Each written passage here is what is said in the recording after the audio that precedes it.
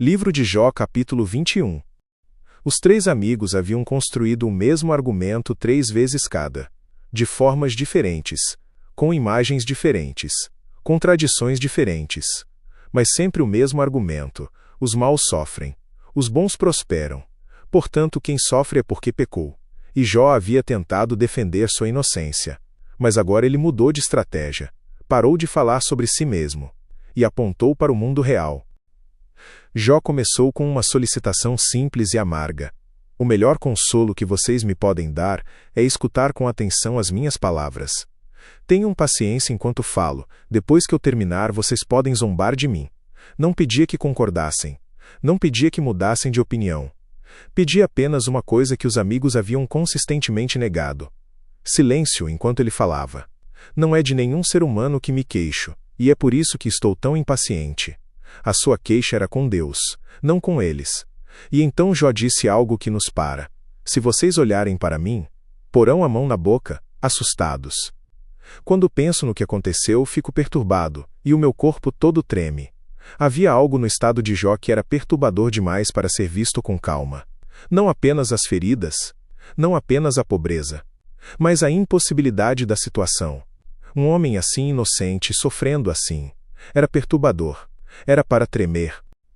E então Jó fez a pergunta que os amigos não queriam ouvir: por que será que os maus continuam vivos? Por que chegam ricos à velhice? Não era retórica, era observação. E Jó foi descrevendo, com detalhes que doíam exatamente porque eram verdadeiros. Eles têm filhos e netos, e vivem para vê-los bem crescidos ao seu redor. Nada ameaça a segurança dos seus lares, e Deus não os castiga. O seu gado se reproduz sem problemas, dando crias sem nunca abortar. Os seus filhos correm como carneirinhos e pulam de alegria. Eles cantam e se divertem ao som de pandeiros, liras e flautas.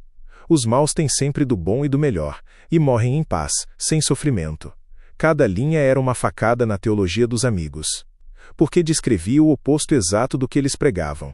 Os maus deveriam ter a lamparina apagada, Bildade havia dito. Mas Jó via suas lamparinas brilhando enquanto músicos tocavam nos seus festins. Os maus deveriam morrer jovens, Zofar havia dito. Mas Jó via os maus chegando ricos e saudáveis à velhice. E Jó acrescentou o detalhe que tornava tudo ainda mais perturbador: esses homens prósperos não eram secretamente religiosos. Eram abertamente desafiadores. A Deus eles dizem: deixa-nos em paz. Não queremos saber das tuas leis. Quem é o Deus Todo-Poderoso para que o adoremos? Que adianta fazer orações a Ele? Explícito, deliberado, sem arrependimento. E ainda assim, ricos, saudáveis, rodeados de filhos, ouvindo música, morrendo em paz. Os maus dizem que progridem pelos seus próprios esforços. Mas eu não aceito o seu modo de pensar. Jó não estava elogiando os maus. Estava descrevendo a realidade que os amigos recusavam enxergar. A realidade que tornava a teologia deles impossível de sustentar. E Jó confrontou diretamente as afirmações dos amigos. Quando foi que se apagou a luz dos perversos? Quantas vezes algum deles caiu na desgraça? Será que Deus alguma vez ficou irado com eles e os fez sofrer? Quando foi que ele os espalhou como a palha, ou como a poeira que é levada pela ventania? Bildade havia dito: a lamparina do ímpio se apaga. Zofar havia dito: o mal é espalhado como palha. Jó perguntava: quando? Mostrem-me. Onde está a evidência? Vocês dizem que Deus castiga o filho pelos pecados do pai. Mas é o pai que deveria ser castigado para que aprendesse a lição. Que o pecador receba o seu próprio castigo, que ele sinta o peso da ira do Todo-Poderoso. Mas, se ele já está morto, que lhe importa que a sua família sofra? A ironia era cirúrgica. A teologia dos amigos punia os filhos pelos pecados dos pais. Mas o pai já morreu em paz.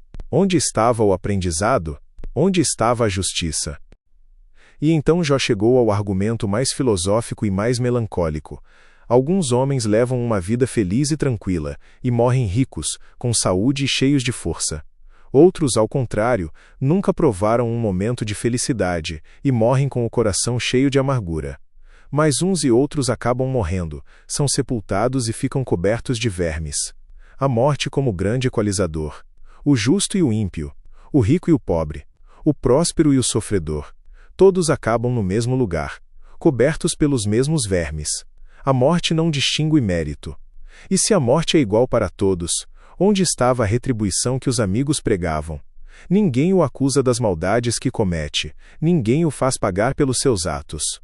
Ele é levado para o cemitério, e posto numa sepultura bem guardada. Milhares de pessoas acompanham o corpo, e até a terra que o cobre é leve. O ímpio recebe um funeral grandioso. A terra repousa levemente sobre ele, e a multidão chora. Jó terminou com uma sentença que resumia tudo. Meus amigos, as suas consolações são vazias. Tudo o que vocês dizem é mentira. Não uma acusação de má-fé, uma constatação de inadequação. Os amigos haviam chegado com um sistema elegante, antigo, respeitável, onde os bons prosperavam e os maus sofriam, onde o sofrimento era sempre evidência de culpa, onde a teologia e a realidade coincidiam perfeitamente. E Jó, do alto do seu monte de cinzas, com o corpo comido pela doença, sem filhos, sem riqueza, apontou para o mundo real. E o mundo real não confirmava o sistema. O mundo real tinha ímpios festejando com netos nos joelhos. O mundo real tinha justos perdendo tudo sem razão aparente. O mundo real tinha a morte chegando para ambos com a mesma indiferença. Jó 21 não é niilismo. É honestidade. É a recusa de trocar a realidade observada por uma teologia conveniente. E nos deixa com uma pergunta que a Bíblia inteira leva a sério: se a retribuição automática não explica o sofrimento, o que explica? A resposta de Deus nos capítulos 38 a 41 não vai resolver o problema intelectual, mas vai mostrar que há algo maior do que o sistema que os amigos propuseram, algo que não cabe em fórmula, algo que só pode ser encontrado na presença. Creia, Jesus te ama e Ele vive.